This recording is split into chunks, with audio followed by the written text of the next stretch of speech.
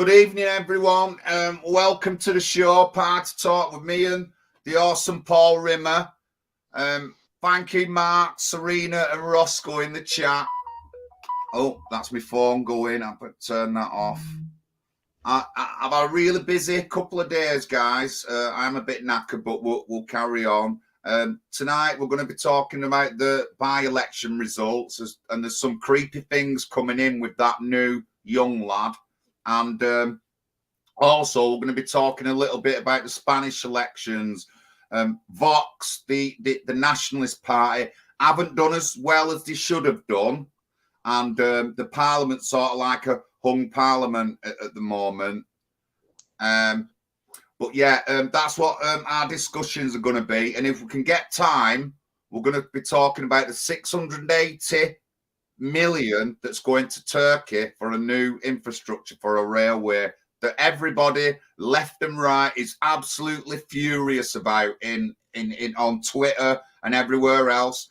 Andy Burnham's done a post and I've 100% stood behind him with what he said, and so there'll be more going from there. But from now on, let's get ahead. So the by-election was last week, and as we predicted, the lesser parties reform didn't do so well. And if I remember correctly, the mighty Paul Rimmer did say about 3% for Lawrence Fox. He didn't get that, but he got 2.3% of that vote. But yeah, pretty disgraceful of them lesser parties. But again, they need to get local councillors in. We've said this already. They're not just going to win going in. A by-election at the moment for a lot of parties is just a bit of, what did he call it? Advertisement and stuff like that. But Paul, what's on your mind? Well, the big shock was in Uxbridge, wasn't it? The Conservatives pulled off an amazing victory. You know what, John? I was following that in the week before the election, which was last week, and someone gave me an insider tip and said, look, I'm on the ground here. The Tories are going to win this. And I said, by how much? He said, ooh, I don't know. It's going to be tight. A few hundred votes, but they're going to get over the line. He said, put your money, put your house on it, he said. It's 7-1. Labour were 1-10 on to win. You couldn't bet on Labour. If you'd have put £1,000 on the Tories, you'd have come back with £6,000 in your pocket, John. Yeah. So I missed out on that one because I did feel instinctively he was right, because that ULEZ campaign, ultra low emission zone, became the only issue in the election. Yeah. And Keir Starmer and the Labour candidate Danny Beales, they started their campaigns by saying, you need ULEZ, we need clean air, we've got to put children first, all this blah, blah, blah, all nonsense. Once they realised how unpopular this ULEZ is, he backtracked and he said, well, we'll have to consider if we don't need to rush it in, and we've got to listen to different voices and so on. By the end of the campaign, they realized that was the only issue, and he started saying, no to ULEZ, no to ULEZ. This was the guys at the start of the campaign which were passionate for ULEZ. Keir Starmer is just a salesman. He doesn't believe it. He's got no principles at all. He'll say anything, and I mean anything, to get into power. Yeah. He has got an ideology. He's a globalist, and he hates this country, and he wants to destroy this country. But he'll say anything to get in power, any policy flip-flop. I mean, another one of his policy flip-flops is transgender. At the start of the transgender debates, he was all for transgender and kids transitioning and getting mutilated and getting bits cut off and things like that. He said this is all about freedom and, respecting people's individual choices. Yeah, kids. Yeah, little girls saying, am I a boy, Mum? And they start chopping the bits off. Yeah. How despicable is that? It's satanic. Now, once he realised how angry the public were about this transgender issue and that kids were being mutilated, he flipped again. Said, oh, we don't want to talk about this transgender issue. But the guy who won in Selby, Keir Mather, he's down on paper as being a passionate advocate of transgenderism. I mean, he's openly gay, so he'll fit in very nicely in the Labour benches. He's against the family, and he's for transgenderism. Now, we kept this all quiet during the election. It only come out afterwards. But I mean, these people are despicable, John. They're totally dishonest. They're totally immoral. And they've got no compass at all as far as morality goes. They'll say anything. They're just con men. They're not even good salesmen, they're con men. Well, so they lost. They lost the by-election in Uxbridge, and that's taken a wind out of Labour's sail. This is a party that's supposedly 20 points ahead in the polls. This is a multicultural seat, John, in the heart of London, which Labour should be red hot favourite to win. They got over nearly 19,000 in the general election. Their vote collapsed. It collapsed by over 5,000. It was just over 13,000. The Tories got over the line. That was a miracle, I mean, because they saw what the issue was. Now, the ironic thing is with the Tories, they are the people who introduced ULEZ, ultra-low emission zones. It was Boris Johnson who brought them into central London and said they have to go out to outer London. Now the Tories have seen that all this war, net zero, and war on the motorists has got no credibility at all with the electorate. And they're backtracking on all that now and saying they don't want it. They want to delay. They're not saying scrap it completely. They're saying delay. Now, in Liverpool, we've just had the 15-minute city, John. You know about these 15-minute cities? Yeah. What they actually involve is that everything you need has got to be within 15 minutes of walking distance. So you won't have to use a car. So that you won't need a car. And what they did in Oxford, they started blocking roads off, saying we don't need cars on this road. Everything's going to be pedestrianised.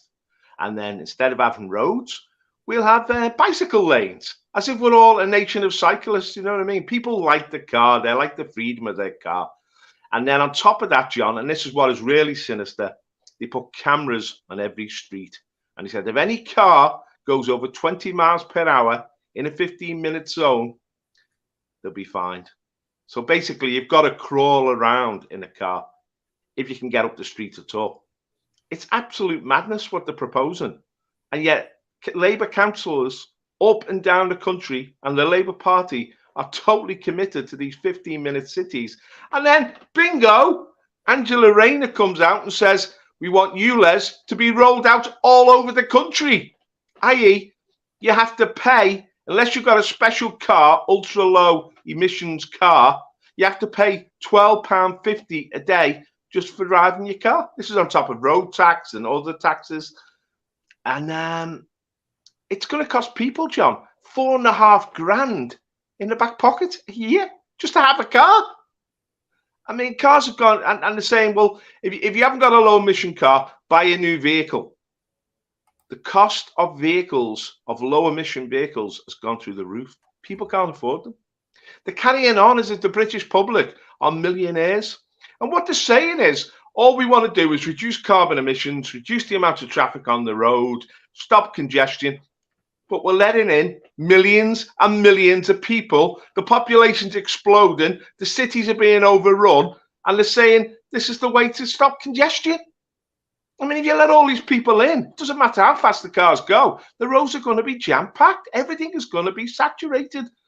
If, at the moment, 1 million people a year are coming into this country, and when Enoch Powell made his speech and said we're being overwhelmed by immigration, it was only 50,000 a year, which is still 1,000 a week. Now, it's 1 million a year. 20,000 people every single week are turning up at the airports, at the docksides, at the railway stations. 20,000 people week in, week out, demanding housing, demanding free schooling, demanding free education, free healthcare, demanding housing benefits, homes. 20,000 every single week, John. This is madness.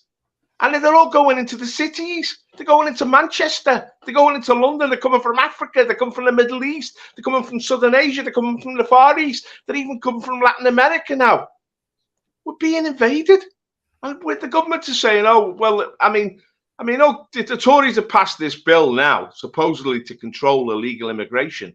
But I'd like to see it put into action because they're not doing it. They haven't turned around one boat yet.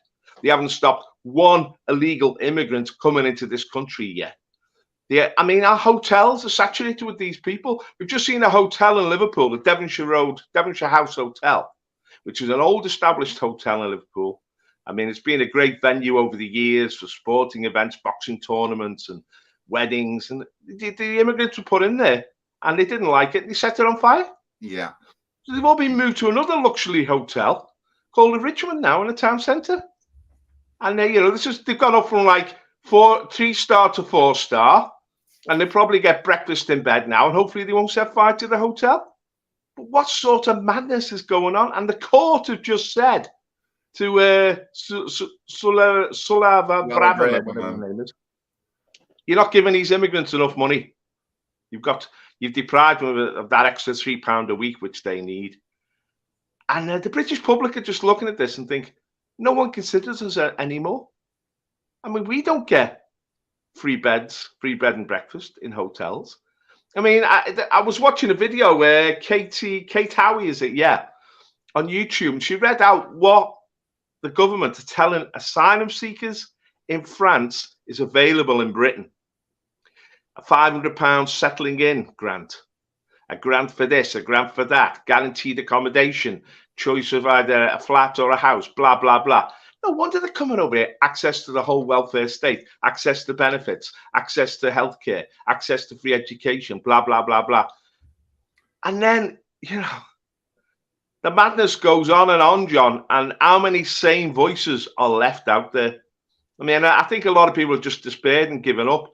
But in these by-elections, the small parties, like Reform UK, they are supposed to be the protest vote of the British people.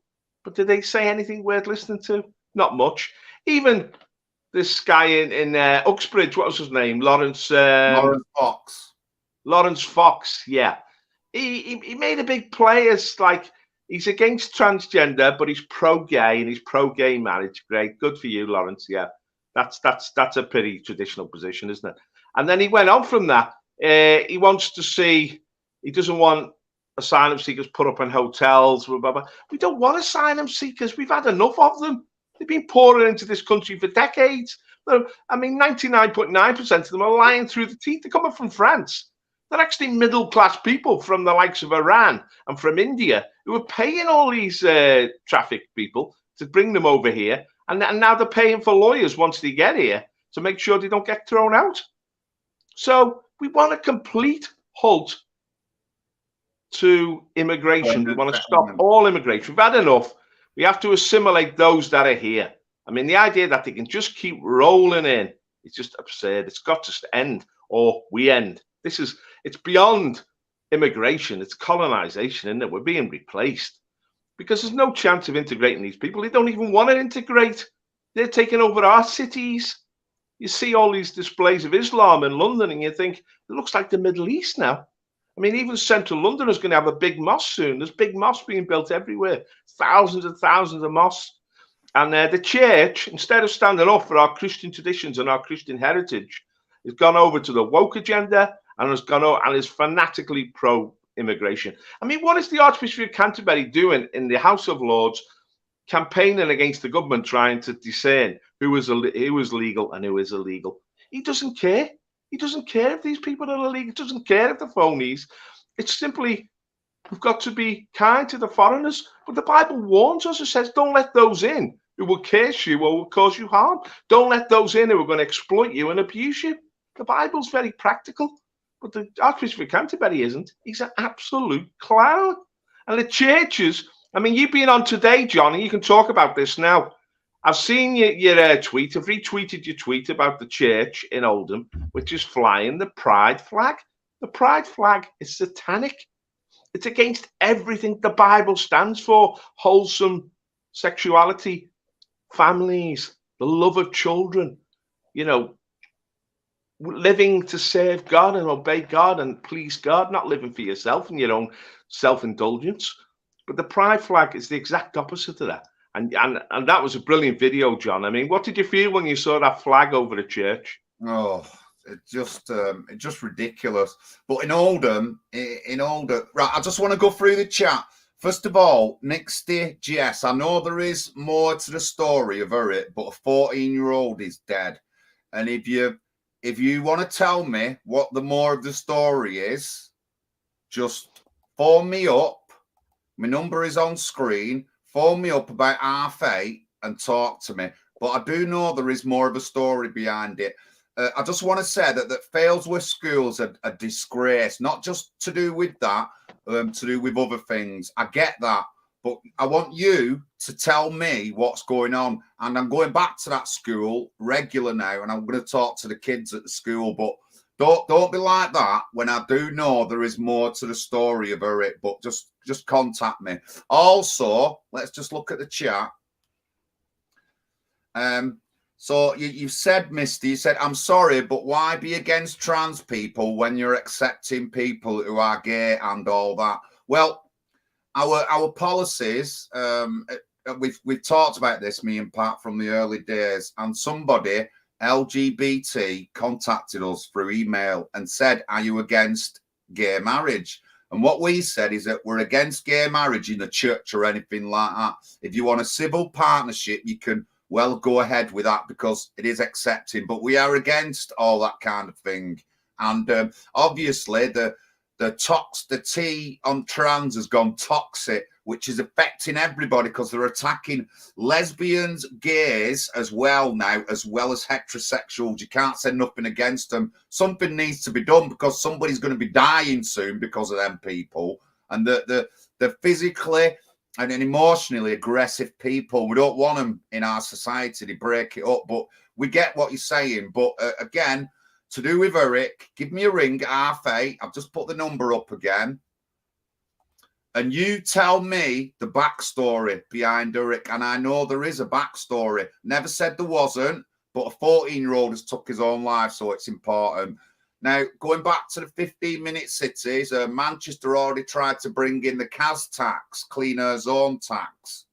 And Andy Burnham got a right roughing off the members of public at the Mayor's question time about that particular thing.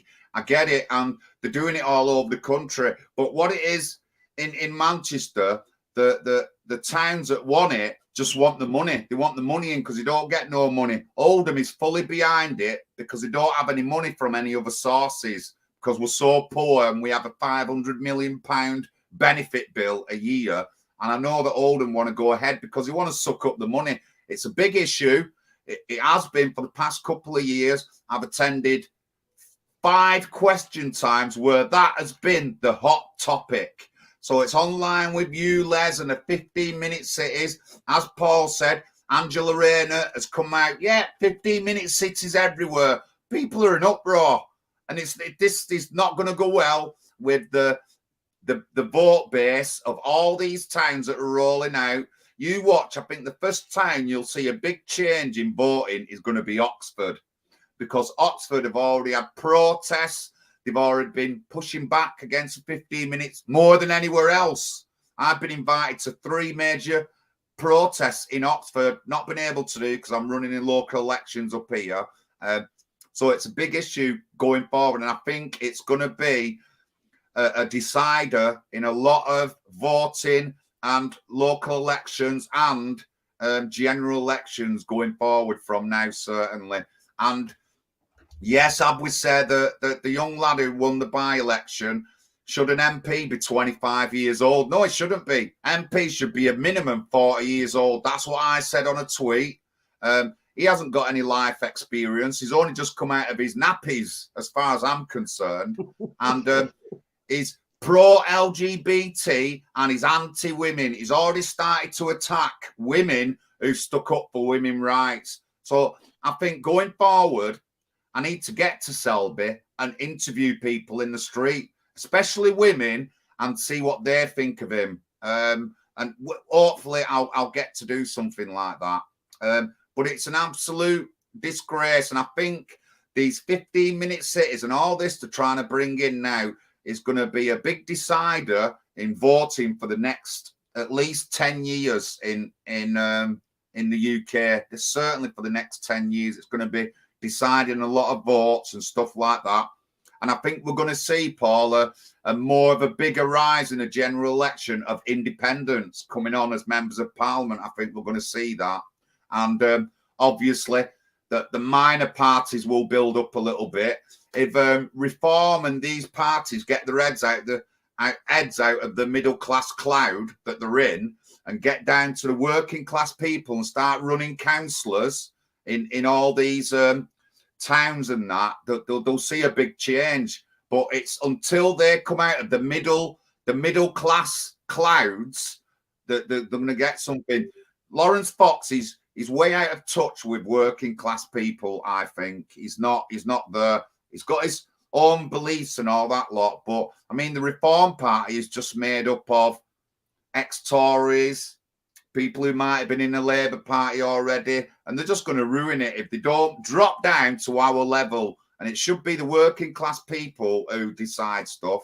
So I'm just hoping, and I think that more people will vote and stuff like that. My next leaflet, I'm certainly going to mention 15-minute cities, the CAS tax, ULEZ. I'll mention all that on my next leaflet and tell people you've got no choice.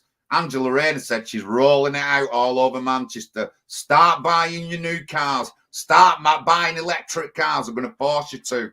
And when I started campaigning last year, Paul, people were already in uproar over this. There was business guys who own businesses saying that they might go bust and stuff like that. They have to change vehicles and stuff like that.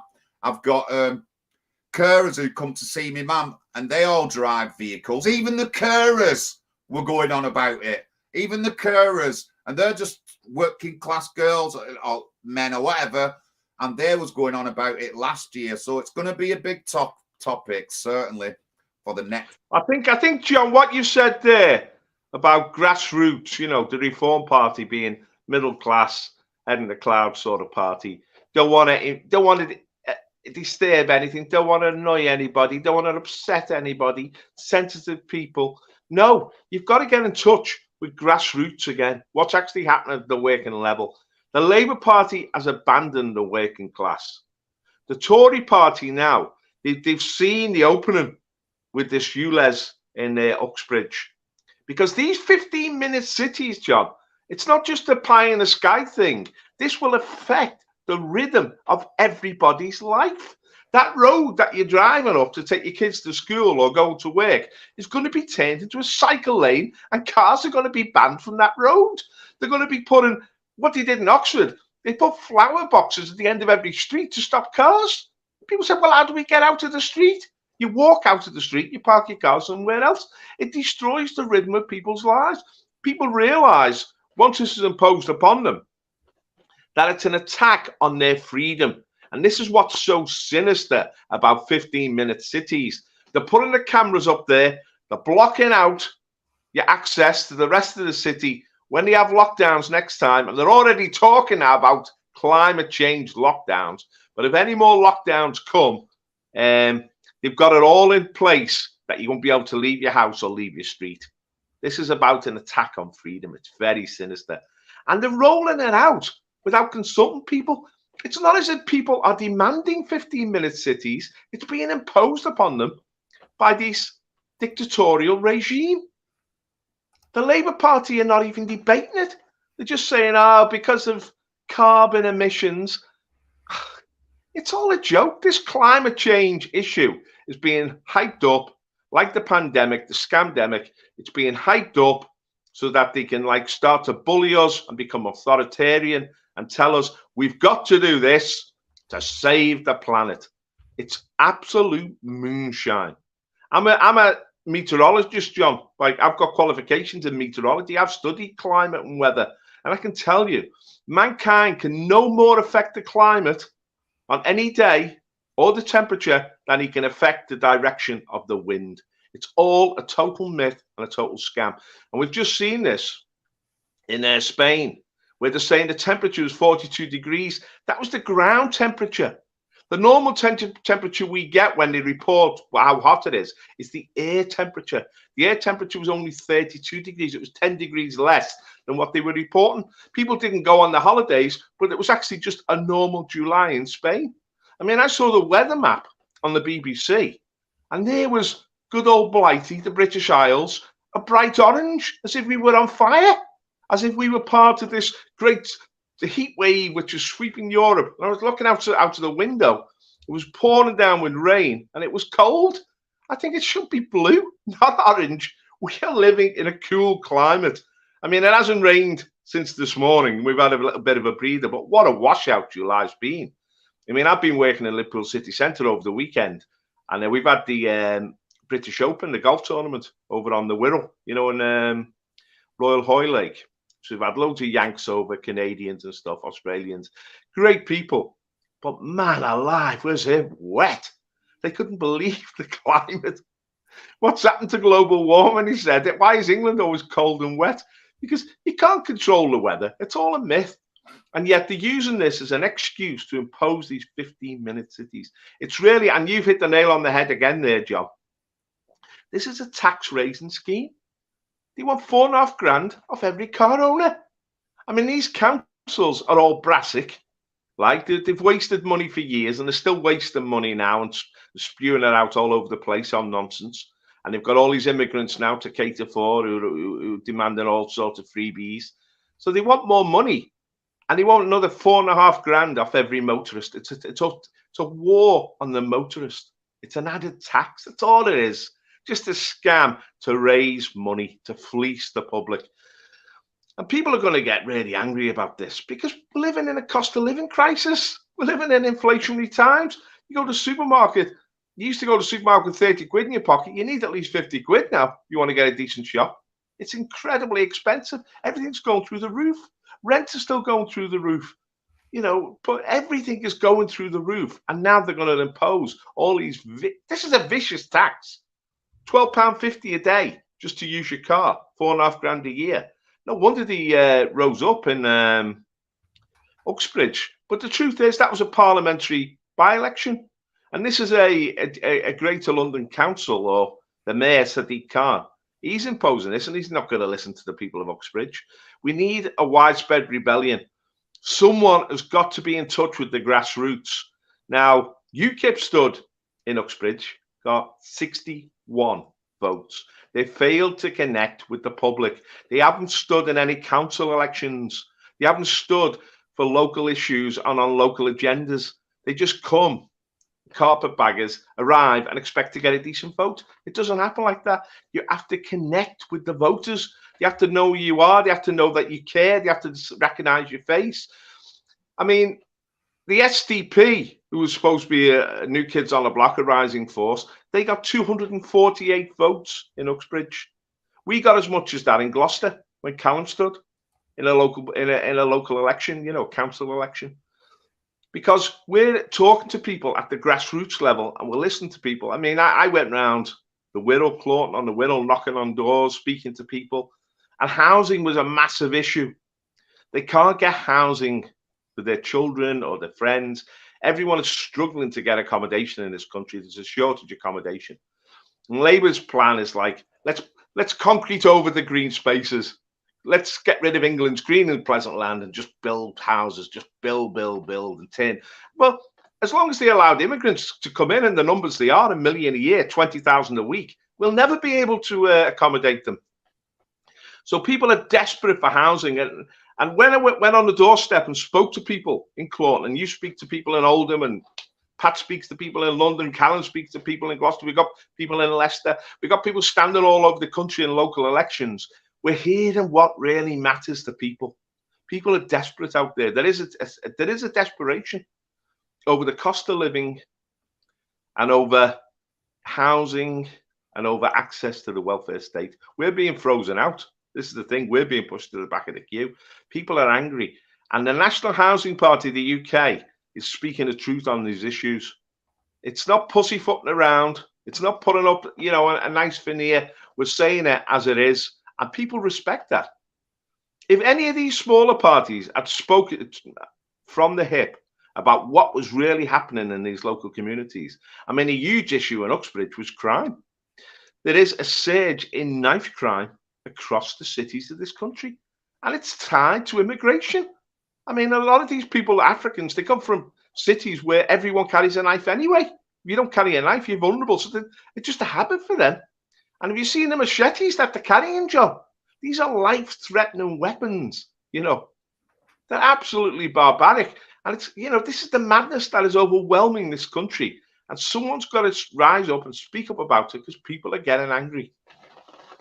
Yeah, you're right, Paul. Honestly, thank you, chat. James Bond, is that Bond? I know the name sounds familiar. Good evening, Serena. Dave 101. Good evening, there, sir.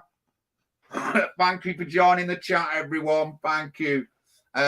Yeah, definitely serious things going, and I think the government, the Conservatives, were the first to bring out this and start pushing ULEZ and caste tax. That's going to go against Labour Party. It's going to go against the Conservatives. Anybody who supports that, they're going to lose votes off the working class people. So I think it's got to be a bigger issue on my leaflet in the next election. I have mentioned it already. It's got to be a bigger issue. And I mean, we're talking about all this money that they want to make, yet Britain are borrowing 680 million to send to Turkey, guys, to send to Turkey right now. Everybody's in uproar, including Andy Burnham, the mayor, that 680 million is going abroad. But we've been saying this since before the Ukraine thing. We've been saying this about all our money going, but they're all going mad now because that money's going to Turkey. So there's going to be serious change within the political establishment. Hopefully, it's going to go good for us, which I think it will. And we will see the National Housing Party and independents and other small hyper-local political parties are going to see a rise in votes. It's simple as. They're going to see a rise in votes. The independents in Oldham are doing well. And in the next general election, we've got a very well-known activist in Oldham running as a member of parliament in Jim McManaman's seat. And he's against the 15-minute cities and stuff like that. And his name is Raja Mia. So there could be big upsets next year in Oldham and across the UK in different towns. But it's scandalous. And I don't believe that people are still voting for these parties when they are screwing us over for every penny we've got. It's not the rich people who lose. It's not the middle class people who are going to be affected. It's the working class people of the UK that the money comes from all this. So people, you need to stop voting for these disastrous, slimy parties that are just screwing you over for all your money. Screwing you over for all your money. It's just unbelievable. Again, I'm going to try and get to maybe Selby.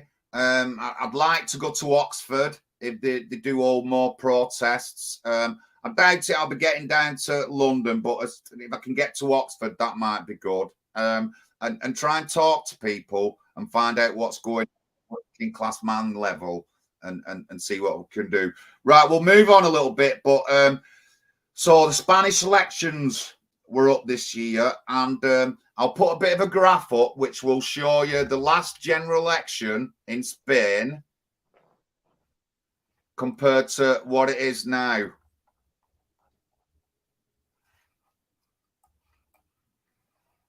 And of course, across the Europe, the nationalist parties are increasing the vote. We've seen this in France. We've seen it in Italy. And it was supposed to happen in Spain, but it never did. But let's get the graph up.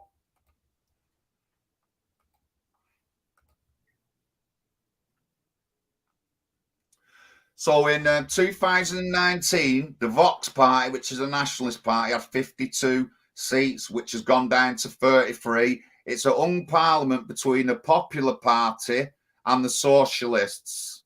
So there's no overall leader. But that's what's happening. But the elections in all countries are being affected by what's going on, by all the money that's being screwed off us all.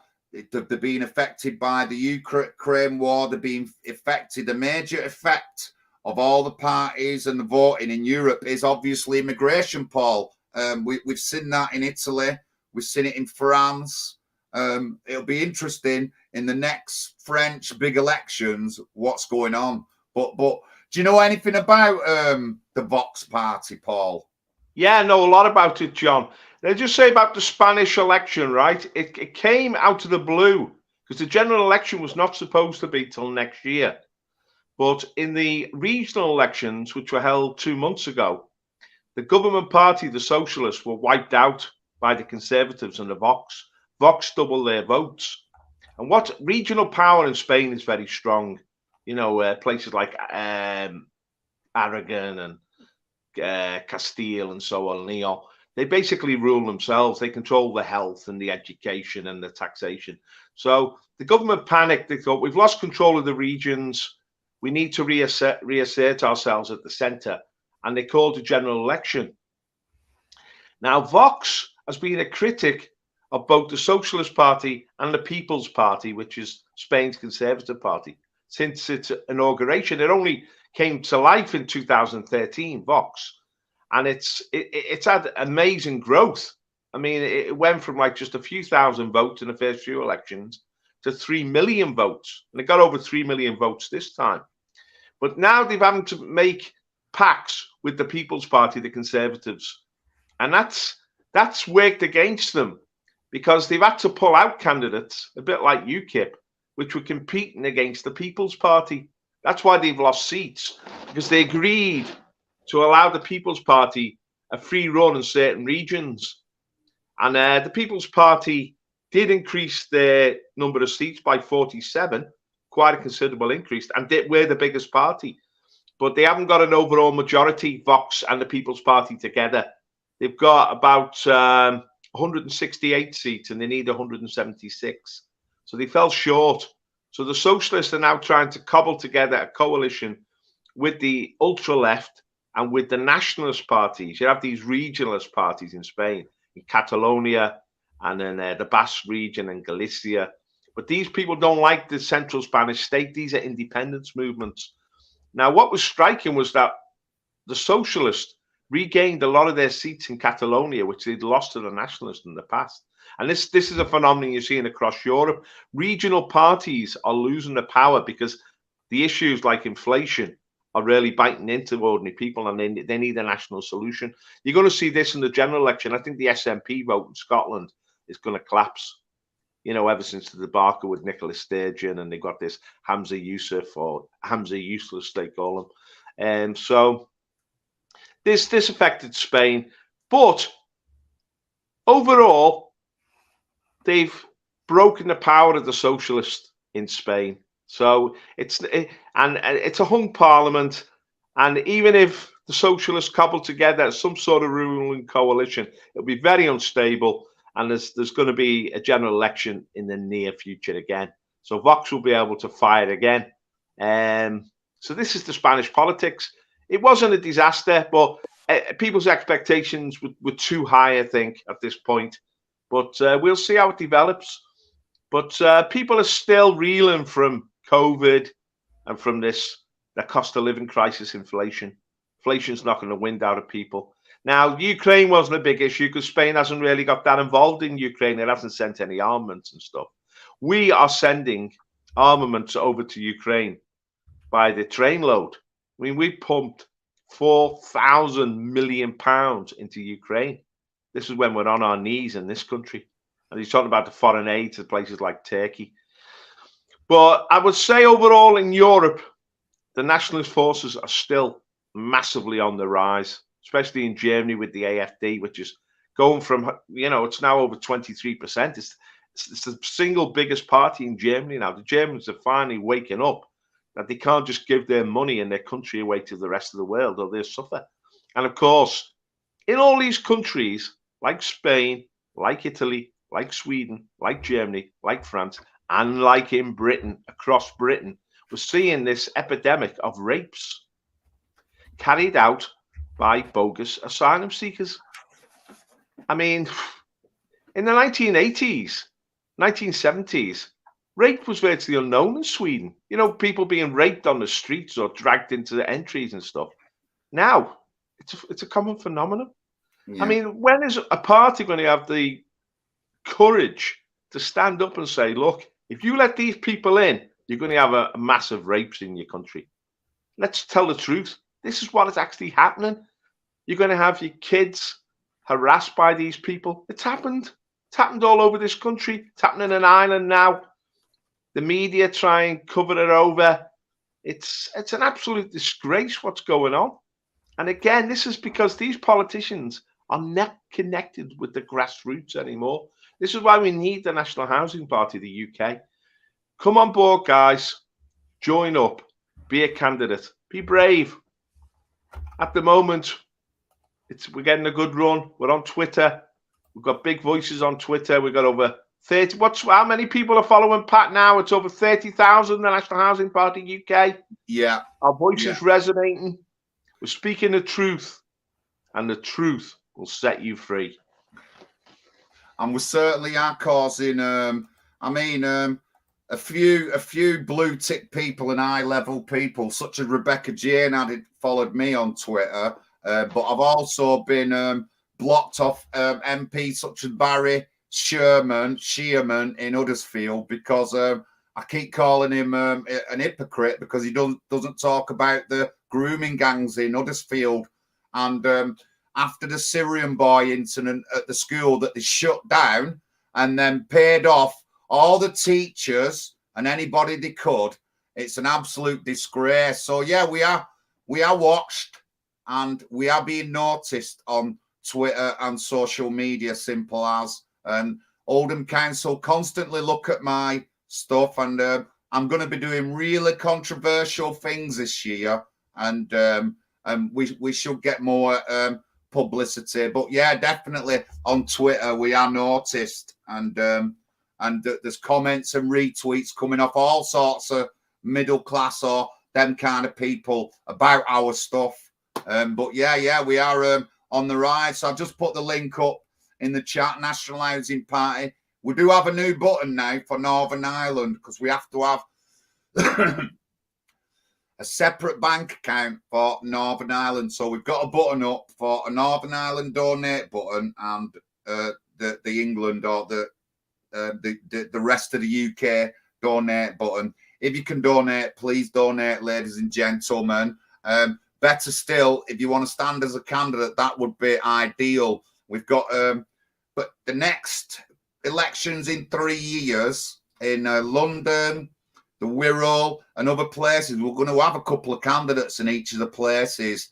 I'll be running again next year. Then I have a break for a year. Then I'll be running again after that. But there is big change coming. There was a particular woman, I know her well all my life. She's called Amoy Lindo, West Indian descent, and she started running in elections just before the general election 2019, and now in her vote in a local election she got over 500 votes, and she's due a seat now within the next couple of years. So there is change coming in the local elections, and I really do see this all the time. I do try to talk to it, but the media will only show the top level. They don't like talking about the independents, members of parliament or independent councillors going. And I was just watching Sensum's show the other night, and the people in the show thought there was no independent members of parliament.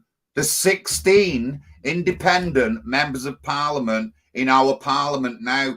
That you will not hear off any mainstream news media channel. BBC don't advertise it, but there is 16 independent members of parliament. So don't think that being independent or a hyper-local political party such as us cannot get an MP seat. We can. So times are changing. But again, you want to join the National Housing Party, support us, please run as a candidate if you can. A lot in the chat now about the price of thing, about the price of stuff. Peter Smith saying his coffee's gone up by £2. Everything's gone up.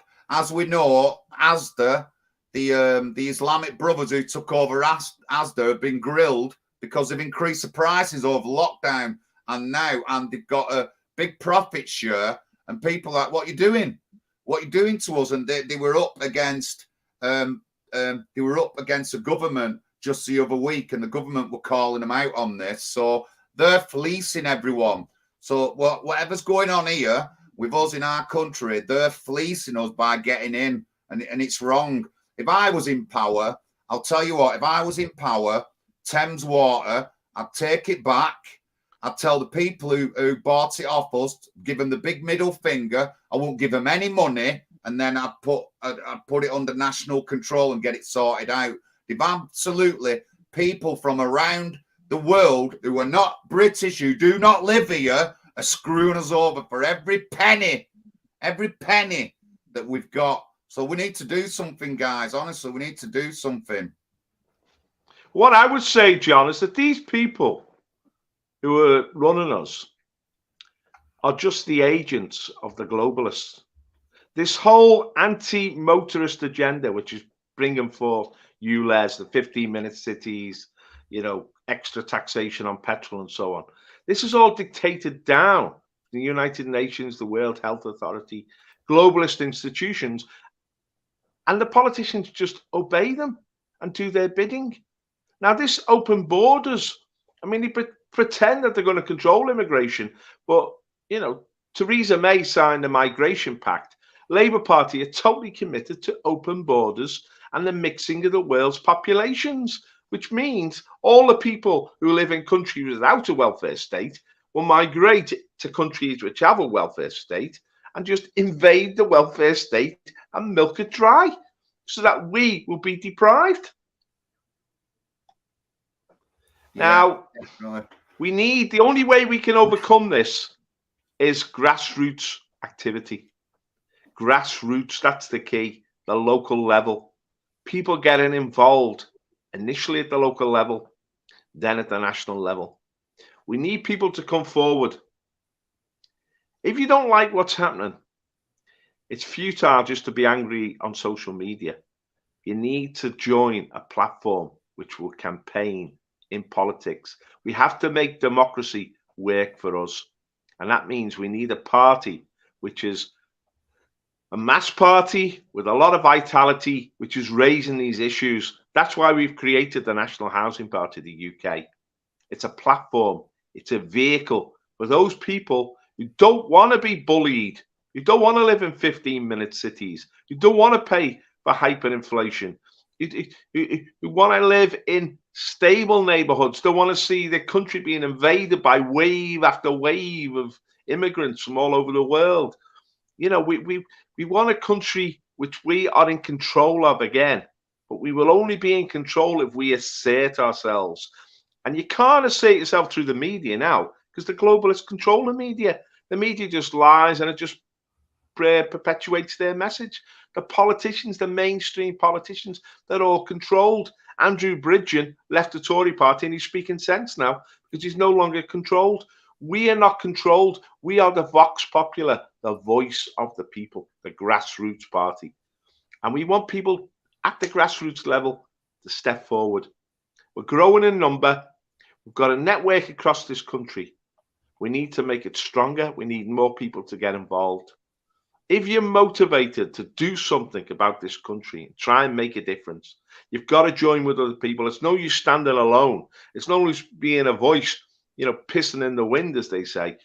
Come and join a growing force. We at the moment are like a dog barking with a guard dog saying, look, things are going badly wrong. We need a voice to correct it. We need a counterforce. We want that barking dog to become a tiger, which takes over in this country and asserts the will of the ordinary people again. That our voice is the voice that matters. That's what democracy is about. Democracy is about power to the people, but the people have got to seize that power and exercise it. And we need a political party that's capable of doing that. And that's what the National Housing Party is all about. It's the people's party, the true people's party. And I would just say, come forward. We're still a party in progression. We're forming ourselves. We're still developing our platform. We're looking for new voices to get on board. We're getting people from all different directions on all sorts of issues. We need that. We need that variety. But we want to have candidates, local candidates, in councils right across the United Kingdom, England, Scotland, Wales, and Northern Ireland. And then, once we make our impact locally, we're going to step up to the national level. And then we will compete in parliamentary elections. And our voice, we need a voice in Parliament, ultimately. We need to take over in Parliament. We're climbing the rungs on the ladder. We're on the second rung now. We've stood in local elections. We've got the National Party organised. We need funds, obviously, to finance the organisation.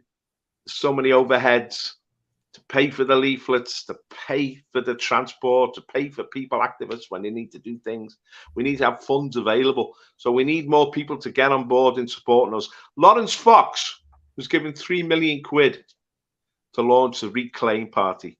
And that 3 million quid brought him 750 votes, less than that, I think, in Uxbridge. Sure, he's a well-known personality, but he's not connecting with the people because he's not grassroots.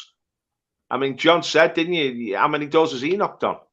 How much canvassing has he done in his life? Very little. He's a thespian. He's an actor, you know. We need real people. And a lot of real people out there. I'm talking now to people in the Labour Party, people in the Tory Party, who must be disillusioned the way their voices have been silenced. Because these parties are top-down parties now. And as I said earlier on, Keir Starmer flip-flops over every issue. He doesn't seem to believe in anything. He's got no principles at all. He's very wooden. He's just a salesman. He doesn't connect with the British people. He's a puppet of the globalists. You know, you were saying about connecting with the local people. Well, that Lib Dem woman, her family can be traced back 200 years, 250 years, Somerset farming family. So she won because she's in touch with her local community.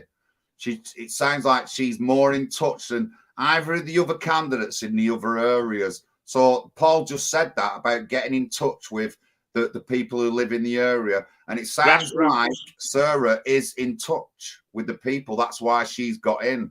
I mean, what can I say? I should be able to say the same. My family go back 22 generations in Oldham, and my dad was a great man. He was a very popular man, but my white family goes back 22 generations in Oldham. So I'm internet linked to the town, and I should be using it, and I am.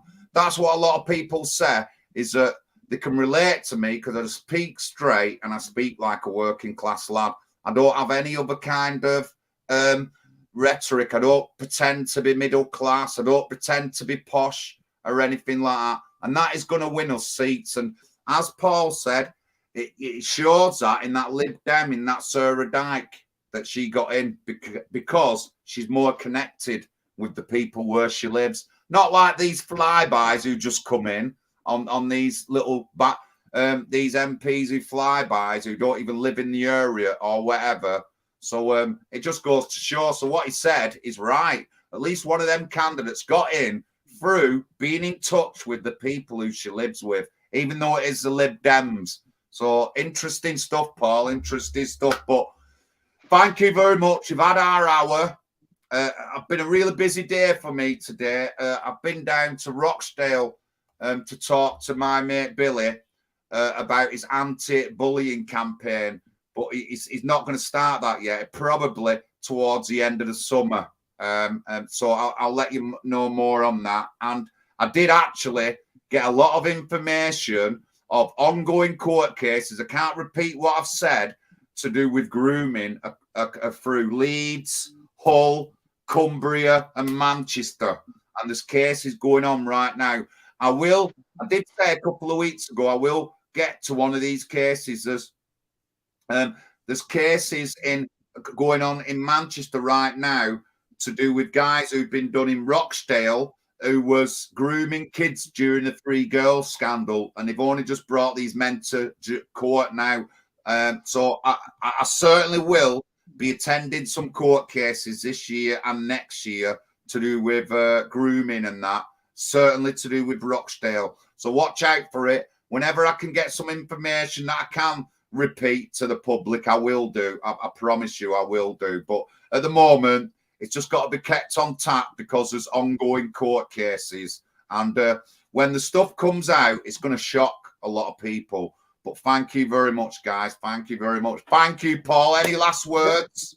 Yeah, I just want to say, a lot of people think it's impossible now to say Britain that it's lost and that we can't hold these politicians to account. We are a Christian nationalist party. I believe in God, and I believe that nothing is impossible for God. I believe that we are standing for what is righteous and what is true and what is fair and what is just. That's what we want, justice for the British people. It's our country. We need to protect it. We need to make sure it's run properly and it's run in our interests. The government is like a father. He doesn't look after all the families in the world. He looks after his family. He cares for his family. He can be generous to others, but his family must come first. And you've got to protect your family. You need security. You need to provide for your family. You need prosperity. And you need to bond together to give an identity to your people, a sense of belonging. And this is why we represent the nation. We are the National Housing Party. And we are going to win this battle because God is with us. That's my final words, John. Thank you very much, Paul. I'll see you tomorrow on Bible class, and anyone else who's joining, I'll send out emails in the morning. I've got a list. My door's knocking. I can't believe it. One sec, guys. I'll be back in a minute.